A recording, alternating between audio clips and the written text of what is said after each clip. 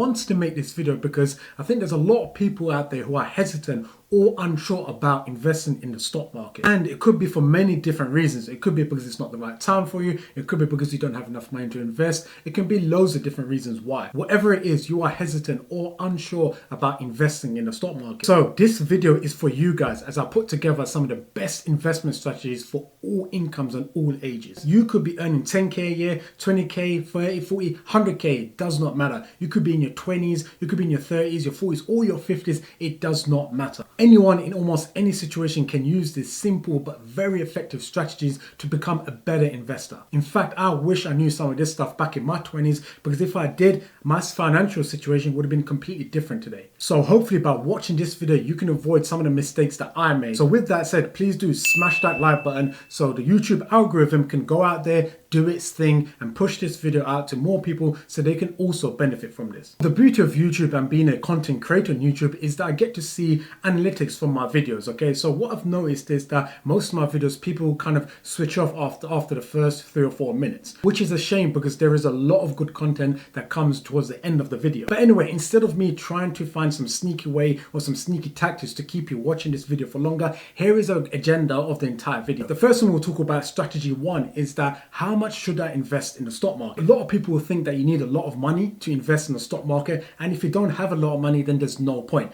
This is not true. In fact, it's one of the biggest mistakes that people make, and one of the biggest mistakes that I made, because what ends up happening is that a lot of people miss out on so many opportunities of massive growth. Second thing, or the second strategy we will talk about, is when is the best time to invest? When is the best time to buy or sell a stock? This is probably the most important part of the video. If you want to be watching anything, this is the part you want to watch, because asking this question is probably the biggest mistake that almost everyone makes. Most people think you need to wait for the perfect time to invest, or wait for the stock market to crash first, or wait for this or wait for that, waiting for something that may never come, and in the meantime you're missing out on massive gains. Again, without that, this is probably the single most biggest mistake that I made, and I really don't want you guys to make the same mistake, so stay tuned. And thirdly, what do I invest in? What do I buy and sell? There are many ways to invest in the stock market. You can buy individual stocks, you can buy funds, or you can buy bonds, etc. So we'll go through some of that stuff too. Right, now we know what to expect, let's get straight into it. So the first thing we want to talk about is how much do we want to invest in the stock market? Now, asking that question is actually a mistake in itself, because what you should be asking yourself is how much can I afford to invest? Because everybody's different and everyone has a different idea of what a lot of money is. Most people think you need tens and thousands of pounds or a lot of money to invest in the stock market to make it worth your while. This thinking alone will put most people off investing, because how many of us are willing to put up tens of thousands of pounds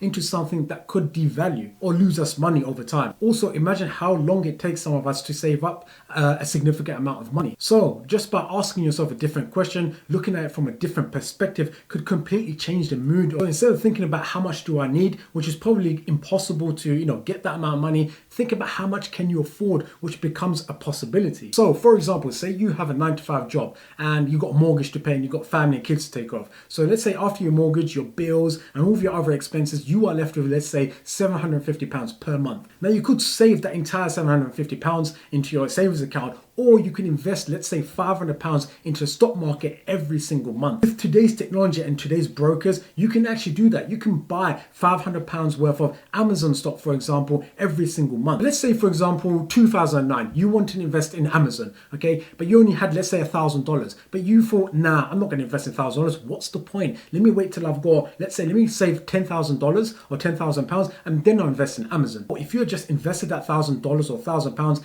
in Amazon stock in 2009, then today, after 10 years, that same Amazon stock will be worth $23,000.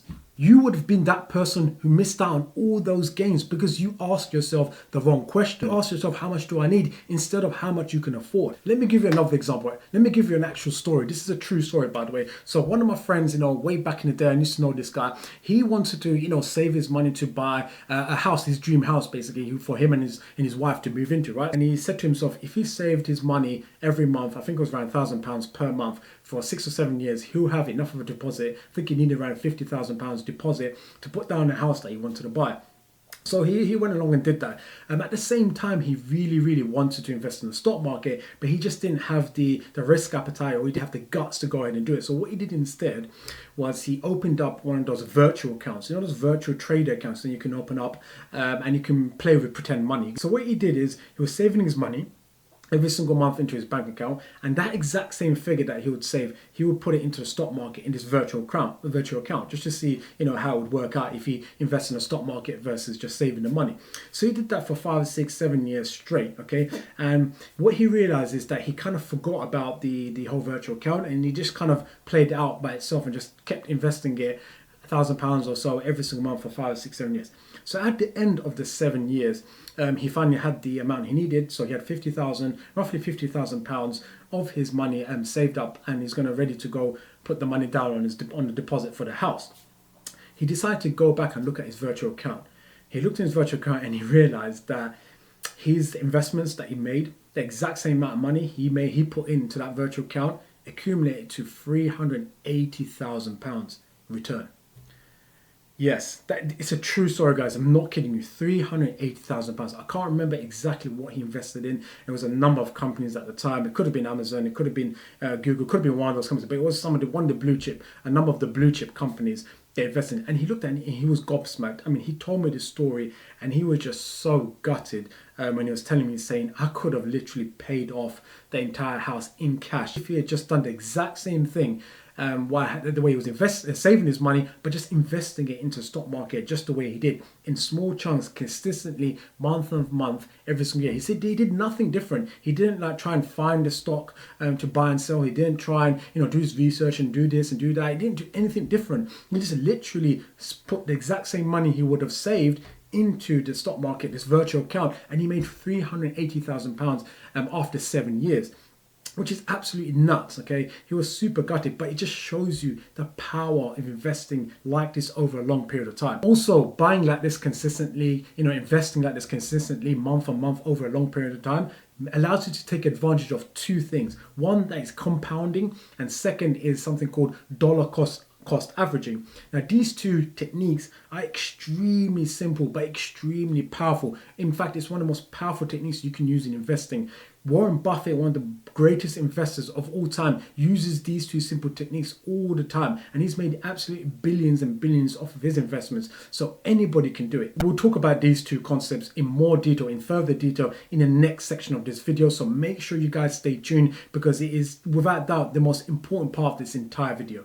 Okay, let's move on to the next thing, okay, which is the strategy number 2. When is the best time to invest? Now, before we even get started, we're going to make a very, very clear distinction about this whole question, okay? And that is, if you are not a trader, if you're not that kind of person, then this is also the wrong question you're asking yourself. Because, and listen very carefully, there is never going to be a perfect time to invest, especially for everyday people like us. I mean, think about how often are you going to wait for a recession? How often are you going to wait for a stock market crash before you put your money in, before you start to invest? Or worse yet, imagine a recession does happen or a stock market crash does happen and you lost your job, or you lose your job, or you don't have any money, you don't have any savings to invest in. Then what are you going to do? Are you going to wait for the next recession to come around? Are you going to wait for the next crash? You're going to wait another 10 years for all this stuff to happen again? So the key thing you want to remember here is that there is no such thing as the perfect time to invest. Everyone is different. Everyone's got a different situation. So it's never going to be the same for everybody. So what you want to do is stop trying to time the market, i.e. trying to time the best time to invest, okay? And try and go for longevity and try and stay in the market as long as possible. If you really want to make gains like we saw on Amazon and all these other companies that made massive gains over a long period of time. This goes back to the first strategy we talked about, the first thing we spoke about, and that is, how much can you afford to invest? If you know that already, then let's move on to the next step. And the next step is to find something now you want to invest in for the long term. Long term is key here, because you want to take advantage of the two very powerful concepts we mentioned earlier, and that is 1, compounding, and 2, dollar cost averaging. Now, compounding is a very powerful technique where you reinvest every single profit that you make year on year, okay? You reinvest it back into your investments, as well as continuing that consistent monthly investment that you're putting up yourself. And if you do this over a long period of time, like 5, 10, 15 years, the results are absolutely insane. Let's take this very simple example here. Imagine putting away $100 or £100 per month every single month for the next 50 years. And imagine in those 50 years, on average, okay, on average, you make 7% per year. What you do is those 7% that you make every year, you put it back into your investments. So don't take the money out, put it back into your investment. Well, if you did do that for the next 50 years, this is what your investment would look like. Check this graph out here. You would have put only $60,000 or £60,000 of your own money over this 50-year period. Okay, this is $100 per month every single month, okay, for the next 50 years. Only £60,000 of your own money would have gone in. But you would have grown, your investment would have grown to £462,000 or $462,000. That's the power of compounding. Okay, next thing we want to talk about, the next concept is dollar cost averaging. This is another powerful concept that comes into play when you're investing over a long period of time. So what happens is if you're investing your money every single month consistently over time, what you do is you reduce the risk of volatility. So what that means, you don't really need to time your purchases of a stock. You don't really need to figure out when I need to buy the stock, when I need to sell. The advantage of investing this way is that if you know a stock price in the next 5 or 10 years is going to go up eventually, right? Then you're going to take away all this effort and all this risk of you losing money in between. And it's really difficult to time the market. As we said before, timing the market is for people who like day traders or traders or investment bankers who are very used to doing this kind of thing on a day-to-day basis. Trust me when I say this is one of the biggest mistakes that I've made. I've made this mistake so many times and I didn't learn my lesson. Okay, I kept making the same mistake. Now I don't, obviously, but before I did used to make the same mistake. I would buy a stock thinking it's going to go up, right? And the moment it goes down, I get worried and think, oh damn it, I've got to sell the stock, only to find out 2-3 years down the line it's tripled in money. So if I just bought the stock and just held my position or just added every time it kind of dipped or went up, whatever, couple of years time I would have tripled my investment. So what am I doing trying to time this market? So guys, don't make the same mistake. Remember, the most important thing here is time in the market, not timing the market. Right guys, so the last thing we want to talk about, the third strategy, is what type of things should I buy or sell, okay? Now, there's many ways to do this. You can buy individual stocks by itself like Amazon or Google, Apple shares. You can buy this type of stuff individually yourself. Now, this is probably a little bit more riskier, but the upside is huge. The potential is huge. But obviously, there's a lot more risk there, okay? So you're going to have to do your research, do your own research, find out what stocks are going to be performing well in the next 5, 10 or 15 years time, okay? Think about what Amazon was like 10, 12 years ago. Amazon was a company that was doing pretty well anyway, but if you think from that point onwards to today, were more and more people going to be buying stuff online versus going out to the shops and buying it? So you got to think about what company looks like that today. One thing that springs to mind is a company like Tesla. Now, Tesla, if I look, 10, 15, 20 years down the line, are more people going to be buying electric cars versus normal cars? Of course, we are being forced even by the government today to convert to electric cars. There's a lot more, congestion charges that come up in the streets of London. There's this charge, there's that charge for driving a diesel car. In the next 10, 15, 20 years time, there are going to be more electric cars on the road than ever before. So Tesla to me sounds like a good long-term company, okay? But don't take my word for it. I'm not promoting Tesla whatsoever, but I'm just saying when you think about investing in this way, investing long term, doing compounding, doing dollar cost averaging, think about a company that will grow in the next 5 to 10 years. Don't worry about what's going to happen in the next couple of months, what's going to happen in the next year. It's all irrelevant if you're investing consistently, okay? Think long term, guys. Second thing, if you don't have that much risk appetite, the other thing you could do is invest in funds, okay? So I particularly like investing in index funds because, I'm in my 30s. If I was in my 20s, maybe I'd have done more of the stocks only, but I'm in my 30s now. I've got a mortgage, I've got kids, I've got expenses, I've got family to take care of, okay? So I don't want to lose money. I really don't want to lose money. And going through the index fund route is perfect for me because index funds does provide quite a safe and stable way of making money, okay? I am investing in, I think, around 4 different index funds at the moment. I've got the S&P 500 index fund, the Vanguard one, which I invest in every single month. I've got one in Asia that I've invested in. I've got one in the DAX, the German one, so one in Europe, and I've got another one in US, actually, an equity-based one, which gives me a lot more dividends, etc. So I've got 4 different funds, index funds that I've invested in. And these index funds, they track wherever market they're in. So the S&P 500, for example, that will track the largest 500 American companies. If you want to be a lot more safer than that, so maybe you're a lot older now, you don't want to risk any money whatsoever, you don't really have much time to lose money and to recuperate, maybe you just want to look at bonds or a mixture of bonds and stocks, and bonds and index funds and stocks, maybe a mixture of all to build a portfolio a lot more safe. So bonds don't return nowhere near as much as equities.